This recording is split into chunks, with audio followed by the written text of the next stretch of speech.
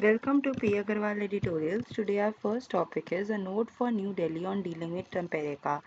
तो हम देख रहे हैं जैसे कि जो ट्रम्प हैं प्रेसिडेंट ट्रम्प उन्होंने अपनी सेकेंड जो जब वो सेकेंड टर्म में उन्होंने क्या किया इनाग्रेशन के जस्ट बाद ही इतने सारे एग्जीक्यूटिव ऑर्डर्स निकाल दिए, फिर मल्टीलेटरल एग्रीमेंट से एग्जिट करना शुरू कर दिया और अमेरिका की गोल्डन एज के लिए जो भी वो स्टेप्स या अपनी कैंपेन प्रोमिसेस को लेके जो भी उनकी थी उनकी चीज़ें अलाइन करी जा रहे हैं।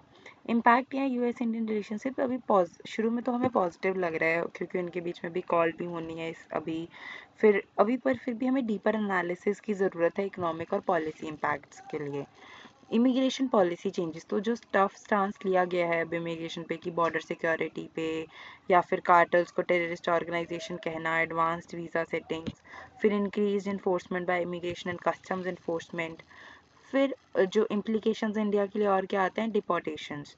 तो उसमें क्या अनडॉक्यूमेंटेड इंडियंस जो नियरली 7.25 लाख हैं उनको यूएस में है उनको वापस भेजा जाना या फिर potential economic loss from remittances and increased unemployment if deportations rise. Then economic pressures तो अगर अब पहले भी जो अगर लोग अब वापस आएंगे इतने तो हमारे यहाँ पे आके वो अनएम्प्लॉयमेंट ज़्यादा हो जाएगी। फिर इकोनॉमिक प्रेशर्स क्या हैं, जैसे कि इंडिया को हो सकता है इकोनॉमिक कंसिक्वेंसेस भी फेस करने पड़े कोलंबिया की तरह अगर वो डिपोटीज को एक्सेप्ट करने से मना कर देता है। Then impact of unskilled workers तो H1B वीज़ा होल्डर्स या स्पाउसल वर्क राइट्स पे जब रिस्ट्रिक्शंस लगेंगी तो उससे भी स्किल्ड वर्कर्स को प्रॉब्लम होगी। Potential end to birth right citizenship sends a negative signal to skilled immigrants. Then India needs to enhance domestic education and job opportunities for STEM graduates. Trade policy shifts तो America first trade policy उसमें tariffs और economic sanctions जो है वो US foreign policy के एक tool है। Then impact on India हमारे को लॉस और generalized system of preferences status under Trump's first term ये ऑलरेडी हो चुका है। Compliance with US sanctions on Iran व वेनेजुला तो हमने ये भी फर्स्ट टर्म में मान लिया था कि हम उनसे ऑयल नहीं लेंगे। रिस्क अब क्योंकि हमने ये सब चीज़ें फर्स्ट टर्म में मान ली तो हो सकता है सेकेंड टर्म में ये चीज़ें ज़्यादा और एग्रेवेट हों।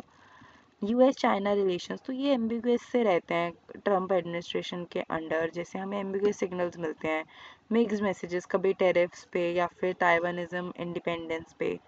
Potential for US-China G2 agreement complicating India's strategy to benefit from US-China tensions.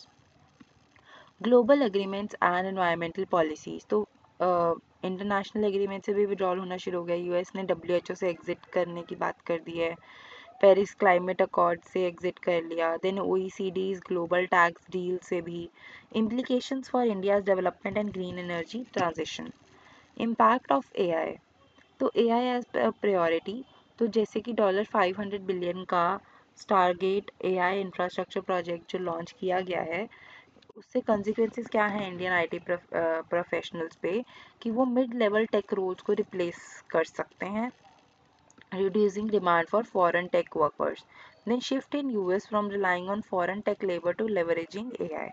Economic impact on India. तो IT BPM सेक्टर जो है क्रिटिकल फॉर इंडियाज इकोनॉमी है और वो 55% ऑफ जीडीपी और 40% ऑफ एक्सपोर्ट्स जो है वो उसको अकाउंट करता है। तो पोटेंशियल लॉस जो है अपॉर्चुनिटीज़ का वो दिखेगा इंडियन टेक वर्कर्स के लिए because of AI advancements.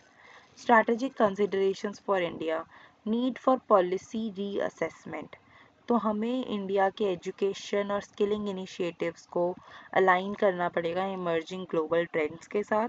Diplomatic engagement with US तो प्रोएक्टिव डिप्लोमेटिक नेगोशिएशंस करनी पड़ेंगी ताकि हमें कोई एडवर्स इफेक्ट्स ना मिलें यूएस पॉलिसीज़ के।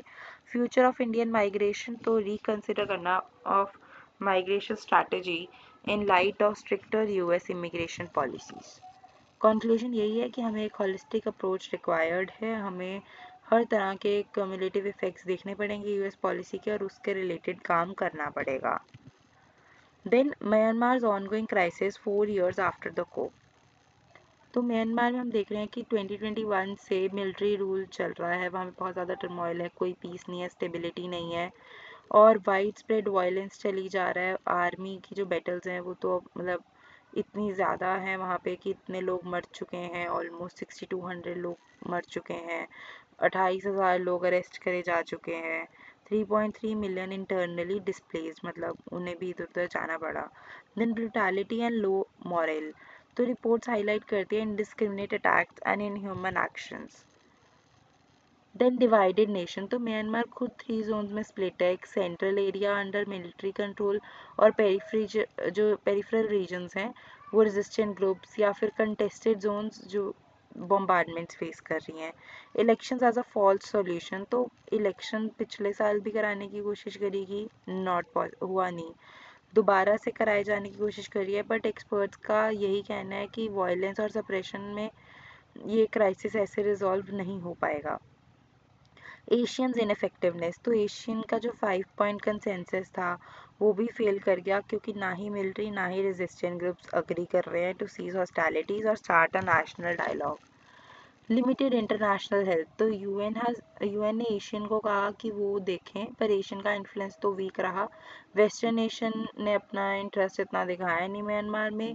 चाइना का ग्रोइंग इन्फ्लुएंस है, चाइना सिर्फ इकलौती एक्सटर्नल पावर है जिसके पास कैपेसिटी है कि वो म्यांमार के इंटरनल कॉन्फ्लिक्ट को ठीक कर दे, जबकि इंडिया, थाईलैंड और बांग्लादेश स्ट्रगल कर रहे हैं एक यूनिफाइड स्ट्रैटेजी लाने में। ब्लीक फ्यूचर यही है कि with no external interference likely, तो म्यांमार के लोग तो ऐसे ही सफ़र करते रहेंगे because of lack of political resolution. Thank you.